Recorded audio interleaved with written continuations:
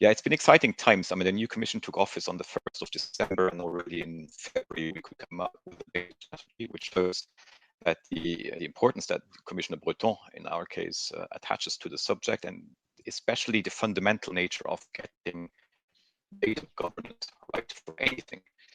As you will remember, as observers of the Brussels scene, that the previous focus has been on how do we tackle AI, also thanks to the pushes that we got from the European Parliament to take this, the challenges of AI a bit more seriously. But Commissioner Breton said, well, first we have to get it right how to organize the data, because ultimately also AI will need the data for that. So the strategy from February builds on the assumption that we had already a first wave of data, which is personal data. The Web 2.0 collected a lot of that. A lot of social media platforms that we know today are basically organizing a lot of that data flow. But here comes now all the factories that will connect to the internet, all the farms that will connect to the Internet of Things, which has been a concept that has been around for a while. But I think now with sensor technology, connectivity, and compute, plus the data analytic tools, these four elements, we can bring it really to life. And that will generate a massive new amount of data, most of which will be non-personal in nature. And I think a lot of industry actors now look at lessons that they learn from personal data and how that will translate into a viable business practice for the data that now they themselves collect. And this raises a lot of questions. I mean, the first reaction seems to be, well, we heard now that data is new. Well, let's keep it safe until we know what we can really do this. So let's not share it with anyone.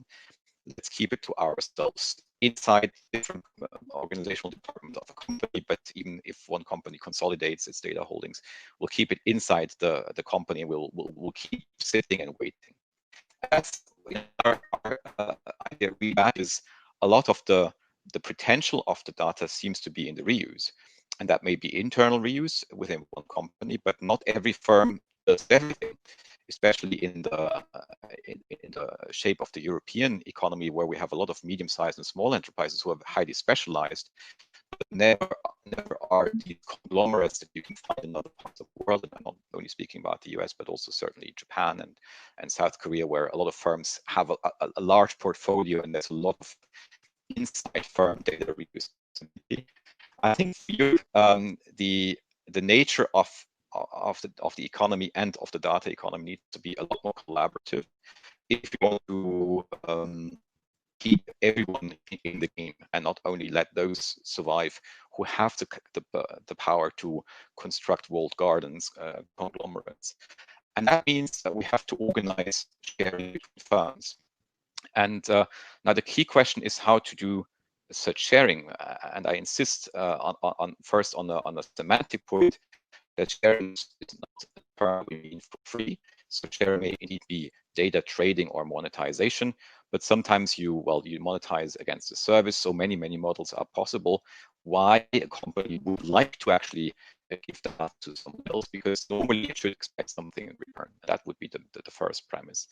But secondly, even if it now arranges for something to get in return, it also wants to have assurances that the data will really only do the purposes that they agree to. And there's a lot of discussion on the personal data side already in terms of, can we encode users restrictions that would travel with the data, watermarkings, and all that kind of thing. And here I think still some advances have to be made also in terms of machine executable usage policies that would then automatically be executable, but also maybe auditable. So that would give assurances. And all of this in the perspective that those who currently have the data and hesitate to share would need to be able to trust that once they do so, no one will do something else with the data, not the party with whom they shared, and certainly not any of the third parties. And this trust and fairness in the data economy in the future are essential for us.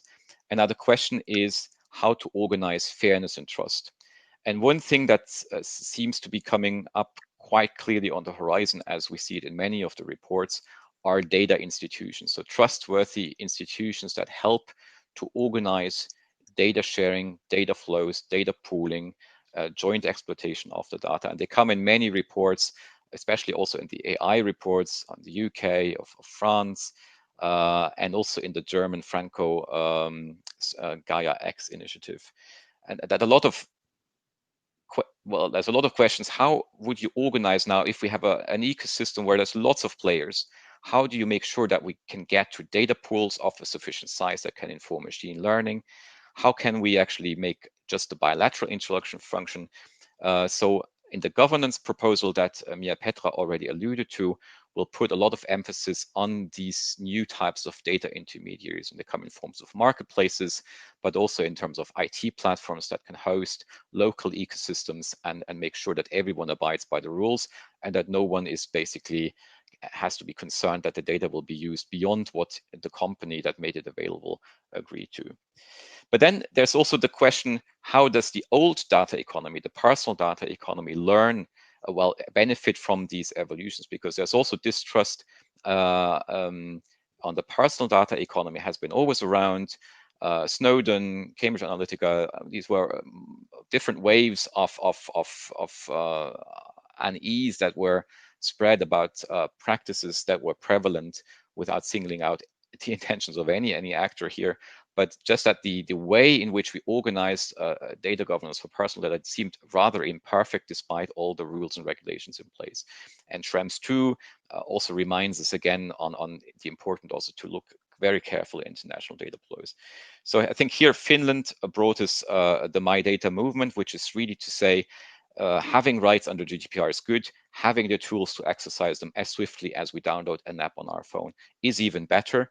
And I invite everyone to look at the My Data white papers, and I can that explains a lot on this type of approach. So we certainly do not only look at the non-personal data economy, although we say that there's this coming wave of industrial data, which we should not even forget, even if they're not so much in the popular debate, because very little people can relate to a tractor or to a machine and to the concerns.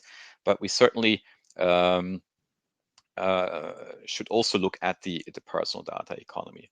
Allow me one little side remark. I feel that companies which are now thinking about data sharing of their non-personal data would sometimes feel that the safeguards that the GDPR brings to individuals should also apply to them. In the old economy, that was very simple. You basically could control everything by contract, non-disclosure agreements, and technical arrangements. But the interconnectedness of factory shop floors puts this really to a huge challenge, and we will have to see how that pans out over time.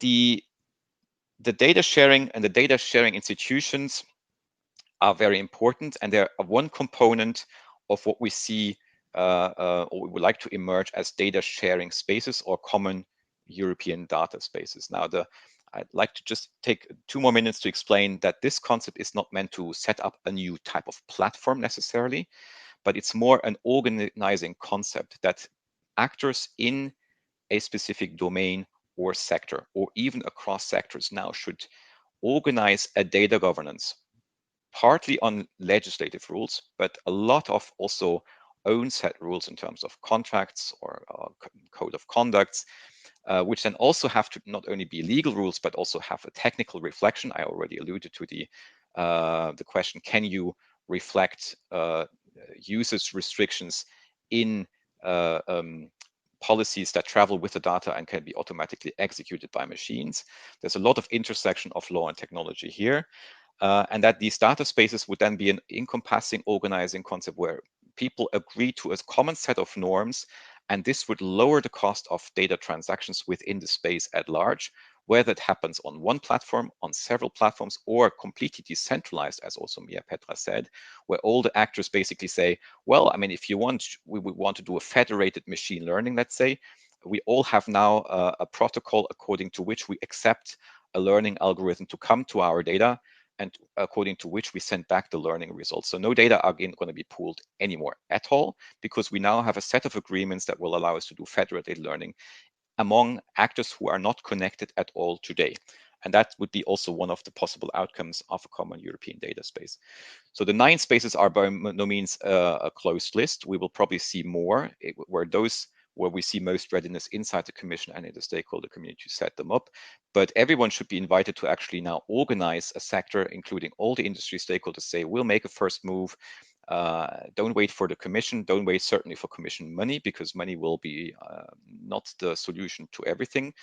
And if there's a commercial interest to actually jointly work on data, I think it should be so interesting for industry to just get it going and then work with the Commission, especially on the cartel side, to get it safe, and maybe to use certain of the tools that we want to foster the emergence of, which we want to foster under the data governance framework. And that's again the data institutions that you may need to organize your data space.